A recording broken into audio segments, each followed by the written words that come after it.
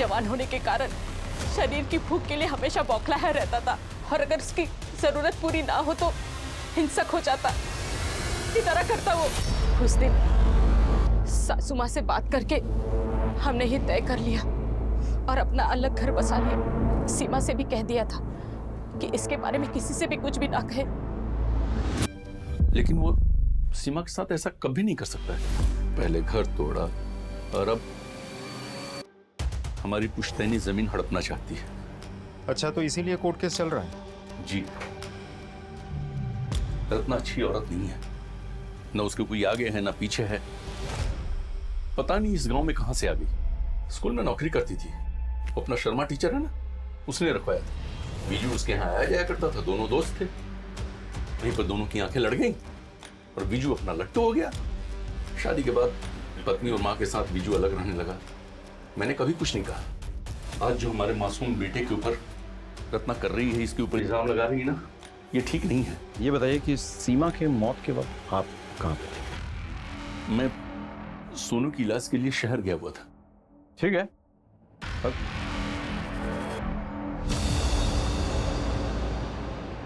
वारदात की जगह से ये चश्मा जो है बरामद। हम एक शख्स से मिलने गए जो कि सीमा के रिश्तेदार हैं, नाम है सखाराम। उन्होंने कोई चश्मा नहीं पहना हुआ था, लेकिन अचानक हमने देखा कि उनके पीछे एक फोटो लगी है, उन्हीं की फोटो। इसमें हूबहू यही चश्मा लगा हुआ था। हमें समझ में नहीं आ रहा है कि इसको हम कैसे साबित कर सकते हैं कि ये चश्मा जो है सखाराम का ही है। ये जो नाम आप बता रहे हैं सखाराम, जिस सस्पेक्ट का, उसको ये चश्मा पहनाकर उसकी फ़ोटो एक निकालिए, उससे टैली करते हैं पहली बात। और एक और टेस्ट भी कर सकते हैं हम, जिसमें उसकी फ़ोटो में आँखों से लेंस की, चश्मे के लेंस की दूरी कितनी है, दोनों फोटो में अलग अलग है या सेम, उसे भी देख सकते हैं। करेक्ट। काम करो, सखाराम को बुला के ये टेस्ट करवा लो। और दूसरी बात, जरा अस्पताल में पता करो। सखाराम कह रहा था ना कि अपने बेटे को उस दिन वो लेके गया था अस्पताल, वो बात सही है कि नहीं? सब thank you so much. Most welcome sir. लोहा मंडी पुलिस स्टेशन से खबर आई है, उन्होंने सपना से बात की है, लेकिन सपना को सीमा के मर्डर के बारे में कुछ भी नहीं पता। लेकिन सर, सीमा के फादर को धमकी देने वाला और सीमा पर गंदी नजर रखने वाला नंदू हमारे हाथ लग गया। अपने दोस्त के घर छिपा बैठा था। तूने सीमा को क्यों और कैसे मारा? सीमा का मर्डर मैंने नहीं किया सर। सीमा का मर्डर तो नहीं किया, इसलिए मर्डर करने के बाद तो अपने दोस्त के वहाँ छुपा बैठा था। सर, सीमा के पिताजी से थोड़ी कहा सुनी हो गई थी। मुझे पता था कि आप लोग मुझ पे शक करेंगे, इसलिए छुपा बैठा था। संदीप, सच बोल। सर, माँ बाप की कसम खाकर बोलता हूँ सर। सर, मैंने उसे सिर्फ डराने के लिए धमकाया था सर। मैंने कुछ नहीं किया सर। सर, सीमा को जिस नंबर से बार बार फोन आता था वो विधान का नंबर है, उसे लेकर के आया हूँ। तो तुम विधान हो? तुम सीमा को बार बार फोन क्यों करते थे? सर, मैं सीमा के ब्लॉग्स रेगुलर फॉलो करता था। उसकी वीडियोस बहुत ही क्यूट, इनोसेंट बट इंटरेस्टिंग होती थी। मैंने उसका कांटेक्ट नंबर निकाला, उससे बात करने लगा। हम दोनों बहुत जल्दी अच्छे दोस्त बन गए। कभी उसने तुमसे जिक्र किया है कि उसकी किसी से लड़ाई झगड़ा हुआ हो या कोई उसे परेशान कर रहा हो? उसने एक बार मुझसे कहा था कि वो किसी को एक्सपोज करना चाहती है, और उसमें उसने मेरी मदद भी मांगी थी। किसी मदद? सर, मैं जर्नलिस्ट हूँ, एक अखबार के लिए काम करता हूँ। तो वो मेरी अखबार में एक न्यूज़ देकर किसी का पर्दाफाश करना चाहती थी। किसका पर्दाफाश? सर, डॉक्टर शुक्ला, गायनोकोलॉजिस्ट है। इनको पहचानते हो? नहीं, कौन है ये? सीमा। सर, मैं किसी सीमा नाम की लड़की से मिला नहीं। सच तो यह है कि सीमा आपके सारे काले करतूतों का भांडा फोड़ने वाली थी। आपको इस बात की भनक लग गई, आपने उसका मर्डर कर दिया। मैं सच ही बता रहा हूँ, इससे मेरा कोई वास्ता नहीं। मैं एक इज्जतदार डॉक्टर हूँ।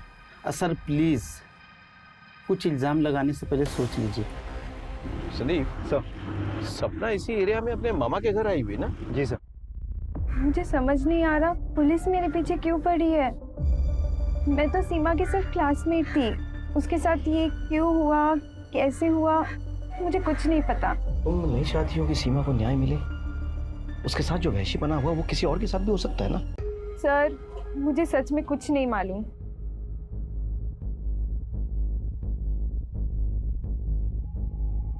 ठीक है संदीप, चलते हैं। जाते जाते यहाँ दत्ता के यहाँ चाय पी के चलते हैं। सुना है कि बहुत अच्छी चाय बनाते हैं।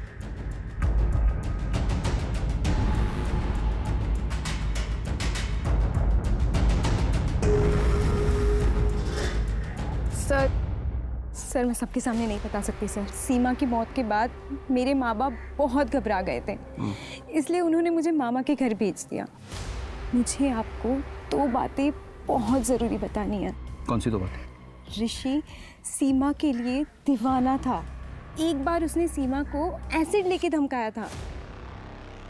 ए, सीमा, अगर तूने मुझे हाँ नहीं बोला ना तो ये देख, एसिड फेंक दूंगा मुंह पे, चेहरा बिगाड़ दूंगा तेरा, समझी ना? दूसरी बात क्या? सीमा ने उसकी माँ को शर्मा टीचर के साथ देख लिया था।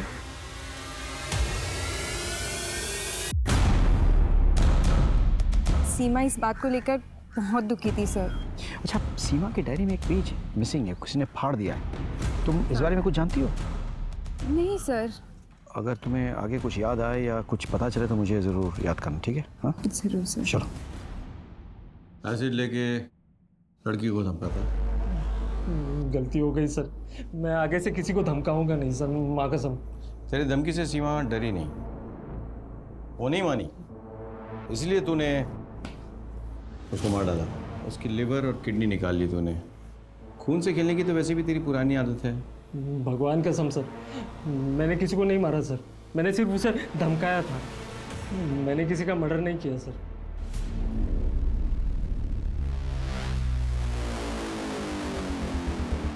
सर, वायरलेस पे मैसेज आया, जंगल में एक डेड बॉडी मिली है।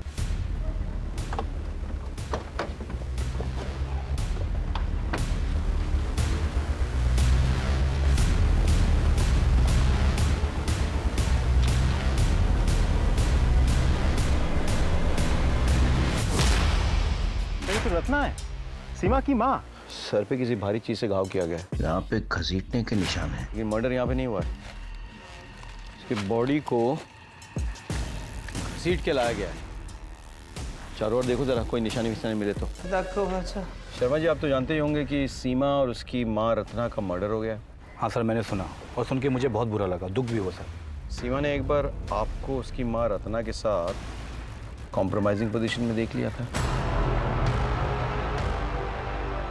अब आप साफ साफ बताएंगे क्या हुआ है, या फिर हम कोई दूसरा पैंतरा अपनाएं? मैं बताता हूँ सर। सर, मेरे पास में एक फैक्ट्री है, उसमें एक वॉचमैन है, उसका नाम परवेज है सर। वो ब्याज पे पैसा देता है सर। पुराने पैसे तो चुकाए नहीं गए, मैं वापस मांगने आ गई। आप फिक्र मत कीजिए, मैं आपके सारे पैसे ना सूद समेत लौटा दूंगी। हाँ, एक रास्ता है, अगर तू चाहे ना तो सारे पैसे एक झटके में बराबर हो सकते हैं। हाँ, आप कहिए मुझे, मैं सब कुछ करने के लिए तैयार है। हाँ, तेरी बेटी सीमा अब जवान हो गई है, उसे एक रात के लिए मेरे पास भेज दे, सारे पैसे बराबर कर। ये क्या कर रहे हैं आप? अरे भड़क क्यों रही है? चल ठीक है, बेटी को नहीं भेजना चाहती है तो हृदय मान जा।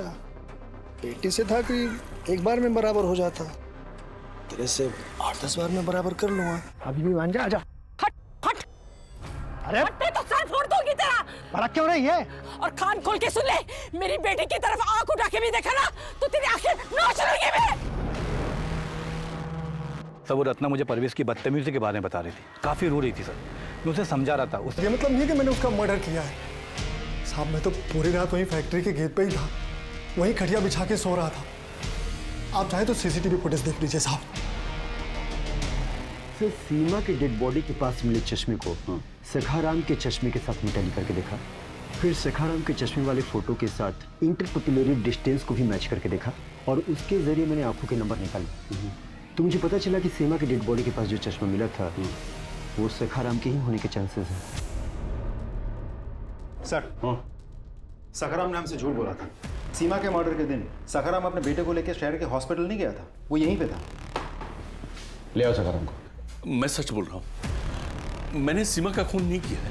हो सकता है मुझे जानबूझ के फंसाने के लिए कोई मर्डर वाली जगह पे मेरे जैसा चश्मा रख दिया हो। सर देखिए, आप मुझे झूठ मूठ के केस में मत फंसाइए प्लीज।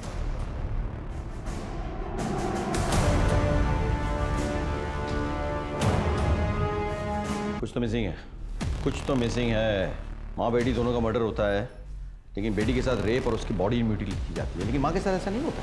लेकिन सर, अभी भी मुझे एक बात समझ में नहीं आ रही, दोनों मर्डर किसी एक ही कातिल ने किए हैं या अलग अलग कातिलों ने? ये मुझे सर। हाँ सीमा के मोबाइल से एक वीडियो विधान को भेजा गया था, अच्छा पर वो डिलीट कर दिया गया था, इसीलिए तब पता नहीं चला। लेकिन साइबर सेल ने उस वीडियो को रिट्रीव किया सर। देखिए, आपके पेट में पल रही बच्ची का सेक्स एस्टिमेशन टेस्ट मैंने करा लिया।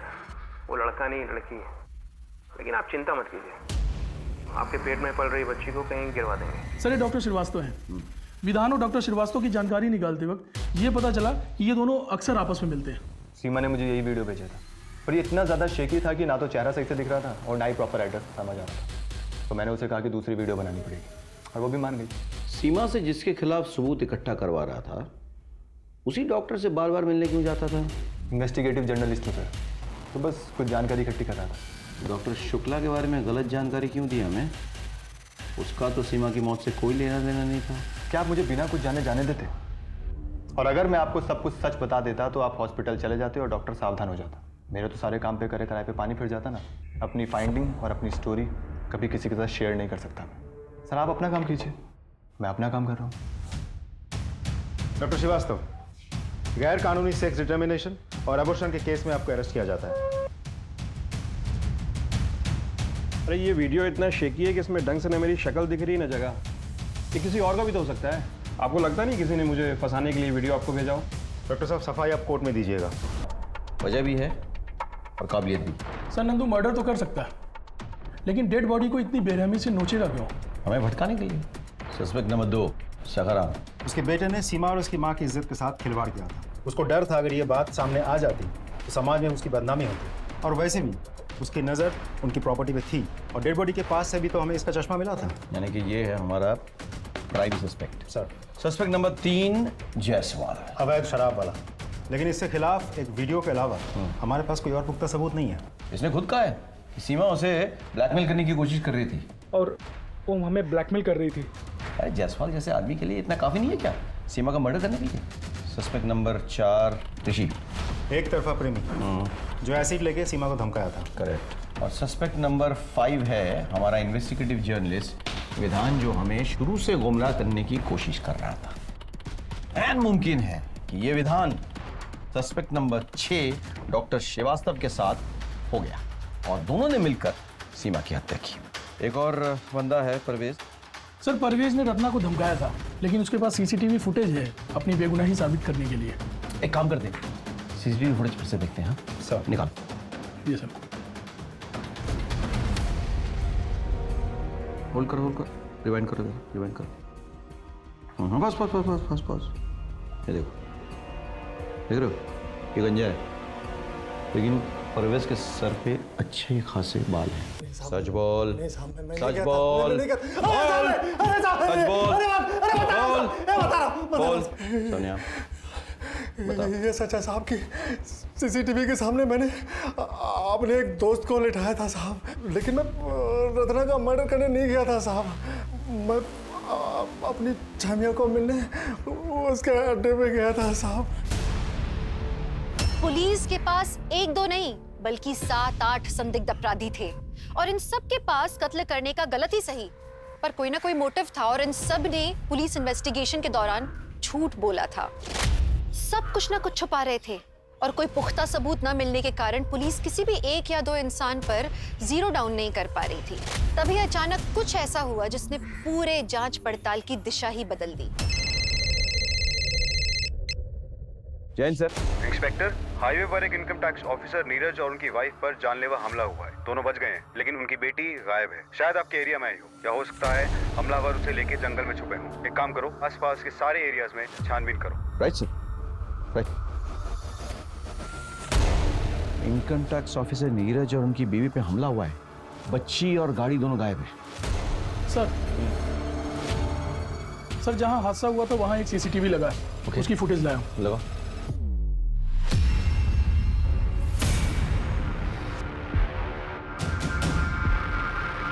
ये लड़की निकी तो कहाँ जा रही है? उस तरफ तो जंगल है। हमें उन्हें पकड़ना होगा ये शहर छोड़ने से पहले।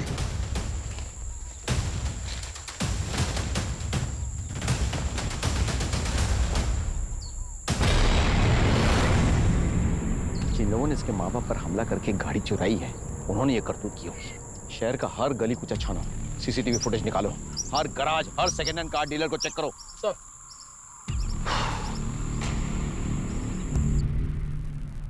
सर नीरज और उसकी बीवी पे हमला करने वाले को अभी पता नहीं चला, लेकिन सर एक सीसीटीवी में वो कार हाईवे छोड़ के अंदर की तरफ जाती हुई दिखाई दी है।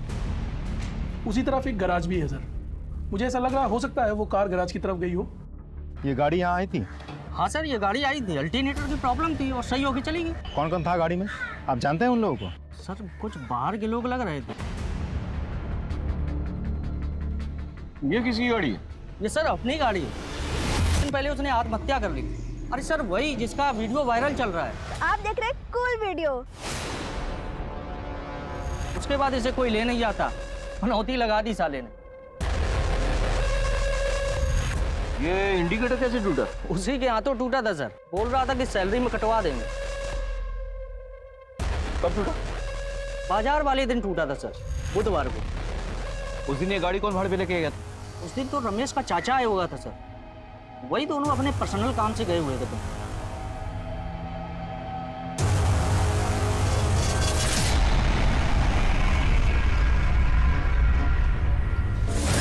सर छोड़ो फोन।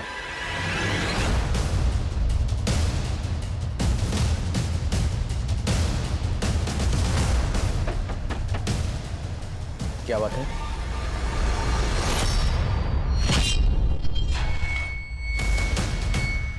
अरे पुरानी किताबें हैं पढ़ने के लिए, वैसे। सर ये किताबें देखिए।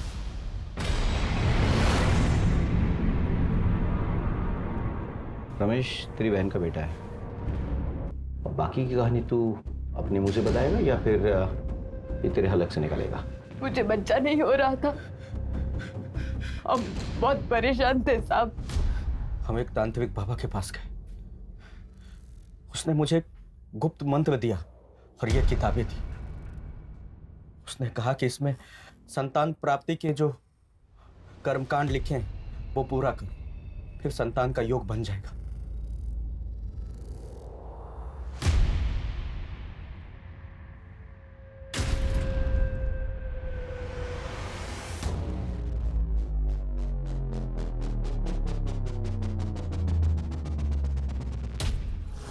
फिर इस काम के लिए मैं अपने भांजे रमेश को दारू पिला के विश्वास में लिया। सीमा को पहले बेहोश किया, उसने सीमा को अगवा किया। फिर एक घने जंग की थी, लेकिन बाद में उसे बहुत पश्चाताप हुआ और इसी पछतावे में आके वो अपनी जान दी थी। रत्ना को क्यों मारा? उस दिन हम तांत्रिक के कहे अनुसार सीमा के लीवर किडनी का कर्म कांड कर ही रहे थे, तभी अचानक रत्ना आ गई। अरे दीदी, दीदी सुनो। सीमा ने मुझसे कहा था कुछ दिन पहले तुम लोगों का एक तांत्रिक से मिलते और कर्मकांड की बातें करते हुए सुना था। उसने ये सब अपनी एक डायरी में लिखा था। जब मैंने वो पढ़ा तो मैंने वो पढ़ना फाड़ दिया और उसे कहा कि अपनी मौसी और मौसा के बारे में ऐसे मत लिखो। ये कपड़ा